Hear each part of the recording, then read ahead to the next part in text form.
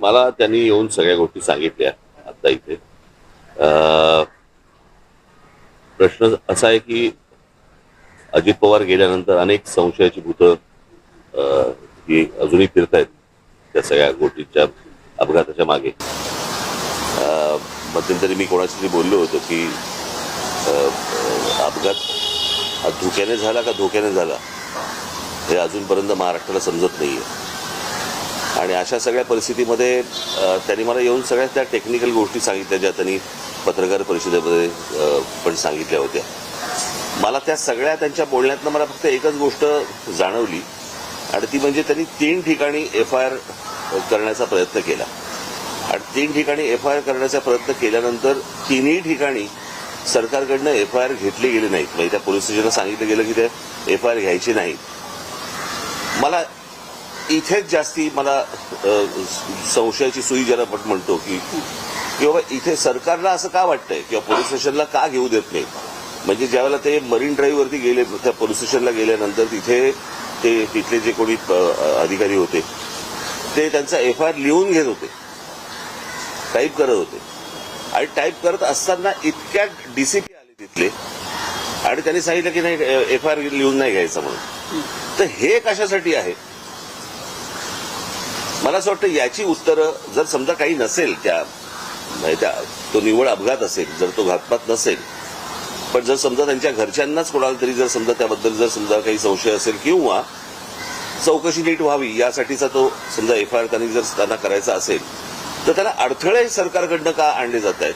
आज सुनेत्राबाई तिकडे बसलेले आहेत, उपमुख्यमंत्री म्हणून बसलेले आहेत. मला असं वाटतं त्यांनी पण या गोष्टींचा विचार केला पाहिजे कारण त्यांचेच ते पती होते आणि त्यांच्याच पतीच्या अपघाताबद्दलचा हा FIR आहे आणि सरकारकडनं असा दबाव येतोय की तुम्ही FIR घेऊ नका. मला यातलं काही राजकारण मला काही माहिती नाही की नक्की काय चालू आहे ते, पण FIR करताना ज्या वेळेला अडथळे आणले जातात म्हणजे ज्या राज्यामध्ये सांगितलं गेलं की तुम्ही कोणीही FIR नोंदवू शकता आणि नोंदवू शकता म्हटल्यानंतर जर समजा FIR नोंदवायला गेलेल्या माणसाला जर तुम्ही अडथळे आणत असाल तर काही काळबेरं आहे का याच्या मागे असा संशय निर्माण होतोच ना. आणि मला असं वाटतं हे सरकारच संशय निर्माण करते. जर समजा त्यांना काही त्यांचं म्हणणं मांडायचं असेल, त्यांना जर FIR नोंदवायचं असेल आणि चौकशी त्या पद्धतीने व्हावी अशी जर त्यांची अपेक्षा असेल तर यात गैर काय.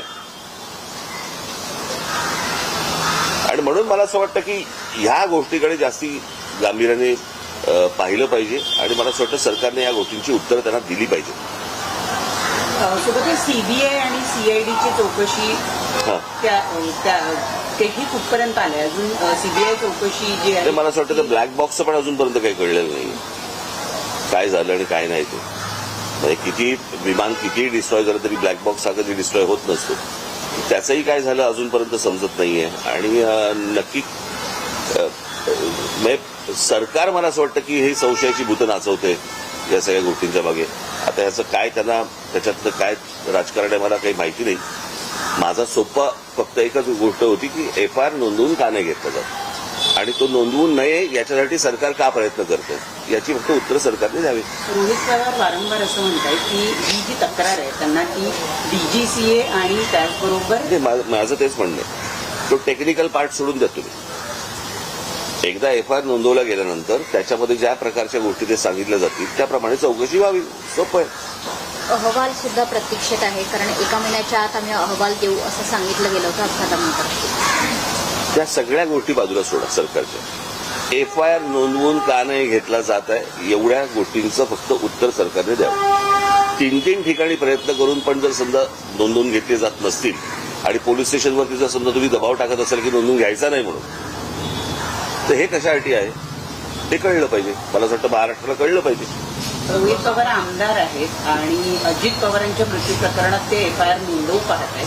त्यांचा FIR जर नोंदवला जात नसेल तर सर्वसामान्य माणसाचं काय करायचं. आणि हा कुठच्याही राजकारणाच्या पलीकडचा विषय आहे. मला असं वाटतं की आपल्यातली एक व्यक्ती गेलेली आहे आणि इतका दुर्दैवी अपघात हा कोणाचाच अपघात होऊ नये, इतका दुर्दैवी तर होऊच नये. आणि अशा सगळ्या परिस्थितीमध्ये जर समजा काही गोष्टी जर त्रुटी असतील त्या त्रुटी जर समजा FIR मध्ये मांडायच्या असतील तो मांडला दिला जात नाही. मला असं वाटतं की हे काहीतरी आपण कुठेतरी भलत्या लेवलला महाराष्ट्र आपण घेऊन चाललोय एवढंच फक्त यातनं दिसतं, अजून काही दिसत नाही. एफआयआर दाखल करून घेत नाहीये तर ह्या जे अधिकारी दाखल करून घेतले तर ह्या अधिकाऱ्यांवर देखील कारवाई होणं अपेक्षित. पण अधिकाऱ्यांना जर समजा सरकारच सांगत असेल की करून घ्यायचं नाही तर तुम्ही अधिकाऱ्यांना काय दोष देणार? सरकारवर दबाव. नाही, आता मला असं वाटतं की त्यांनी हा प्रश्न विधानसभा अधिवेशन सुरू आहे, अधिवेशनामध्ये ही गोष्ट मांडावी.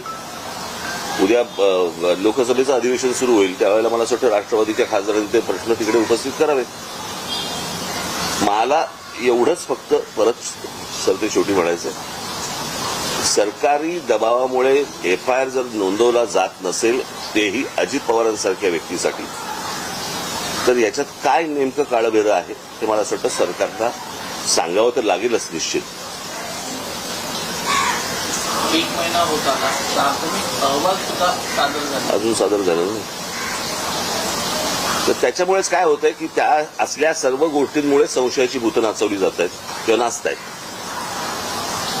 आणि मग प्रत्येक महाराष्ट्रातल्या प्रत्येक नागरिकाच्या मनामध्ये जे शंका या ज्या निर्माण होत आहेत त्या सगळ्या ह्याच गोष्टीमुळे होत आहेत.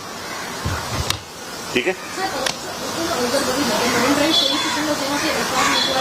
त्यावेळेस त्यांना सांगितलं की बारामतीमध्ये ही गोष्ट घडलेली आहे आणि ज्या ठिकाणी ज्या हद्दीमध्ये खरं तर ही गोष्ट घडते तिकडे एफआयआर नोंदवला जातो. त्या ठिकाणी जेव्हा एफआयआर नोंदवायला गेले तिकडेही टोलवाटोलवी केली.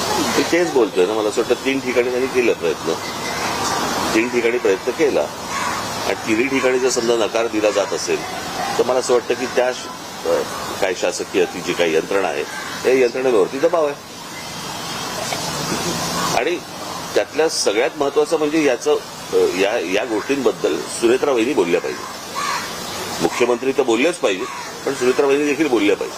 त्यांनी मुख्यमंत्र्यांना भेटून सीबीआय चौकशीची मागणी केली. मुख्यमंत्र्यांनी निवेदन करताना हे सांगितले विधानसभेत सीबीआय चौकशीची मागणी करतो. सीबीआय चौकशा वगैरे त्या सगळ्या होत राहतील. एक एफआयआर आहे ना फक्त, त्या एफआयआरला सरकार का घाबरतं? रोहित पवारांनी मांडलेले तुम्हाला ते मी ऐकले होते ना, त्यांची ज्यावेळेला प्रेस कॉन्फरन्स घेतली त्यावेळेला ते आपण मुद्दे मांडले होते, मी सांगितले होते, मी ऐकले होते. टेक्निकल मला असं वाटतं ते बोलू शकतात जास्त. ठीक आहे.